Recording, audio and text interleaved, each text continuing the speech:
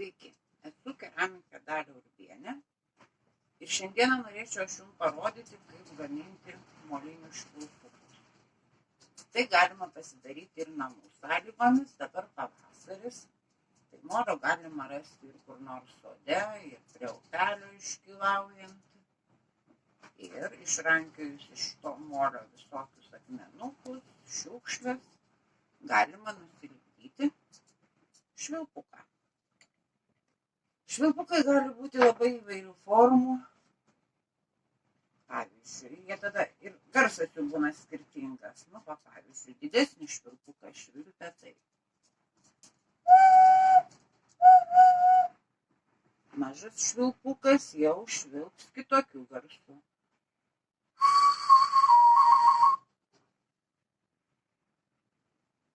Gaminimo būdas irgi yra skirtingas. Galima nusilipdyti švilpuką iš molio, pilną vidurį, tada jį perpjauti ir iškrapštyti iš vidaus molį. Tai jau yra sudėtingiau, bet galima ir padaryti taip, kaip darau aš dabar. Tai toks pats primityviausias lipdymo būdas, lengviausias, bent man. Aišku, tada nepadarysi kažkokios sudėtingos formos, bet jisai išvilpsi. Tai paimu gabaliuką molio ir tiesiog užmaunu aš jį ant piršto ir jis taip gausis jau savaime tuščiaviduris. Taip, suploninu, kiek įmanoma užtempiu. Čia padarau uodegytę. Paukščiuko, čia bus paukščiukas. Toks labai paprastas, primityvus. Reikia turėti vandens, kad truputėlį palyginti su vandeniu. Visada su moliu dirbant vanduo reikalingas. Štai mes jį taip suformuosim.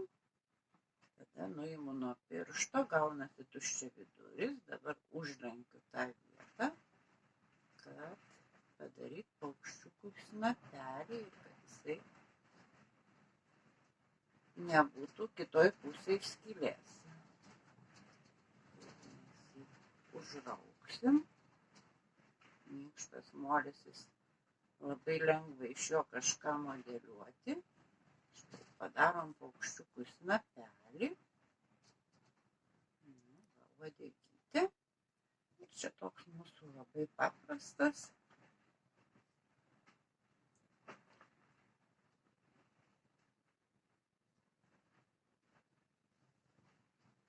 Dabar sudėtingiausias darbas padaryti, kad švilpukas švilptų. Tam mums svarbiausia reikia kažkokio pagaliuko. Aš tai panaudojau tiesiog nuo ledų pagaliuką, jį nusidrožiau, galima aišku bet kokį išsidrožti. Ir dar reikalingas gerai būtų peiliukas. Dabar taip rodysiu, kaip daromas švilpimas. Pats principas. Jaunam skylutę.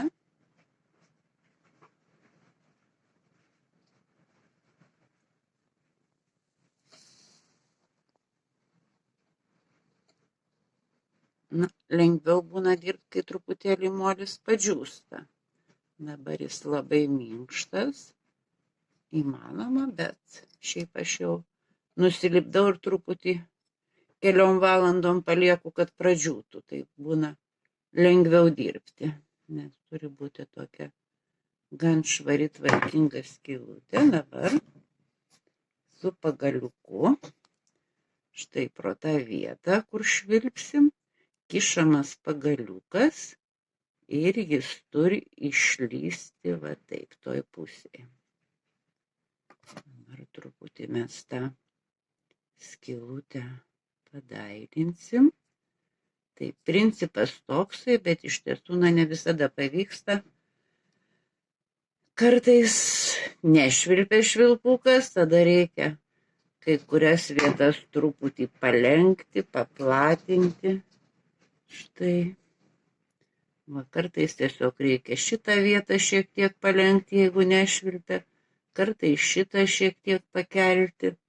Čia jau bedirbant patys pamatysit.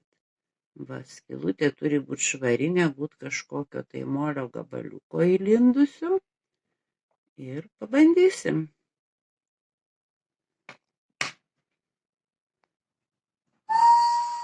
Na va, mūsų švilpukas švilpia. Jeigu norint, kad jis turėtų kelis garsus, praduriamos skylutės kažkokiu tai smailiu daiktu. Pradursim skylutę. Kartais netgi priklauso nuo to, kurioj vietoje skylutė jo garsas.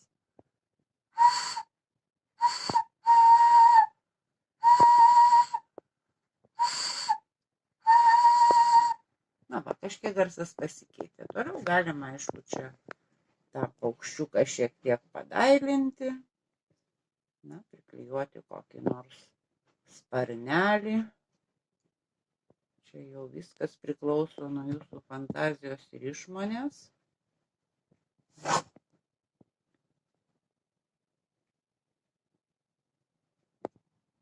Štai. Nu, galima toliau padaryti kažkokius ornamentus su peiliuku ar su pagaliuku. Akytės. Na, ir mūsų toks labai primityvus, bet švilpiantis švilpukas. Na, galiu parodyti dar vieną būdą, galbūt jis kartais net būna paprastesnis. Va, čia aš taip, tiesiog turiu kitą pasidariusi švilpuką ir tiesiog aš padarau skylutę ir paskui priklijuojant viršaus juostelę. Tai būna kartais netgi lengviau padaryti. Ir vėlgi kišama taip pagaliukas. Ir jeigu dabar taip.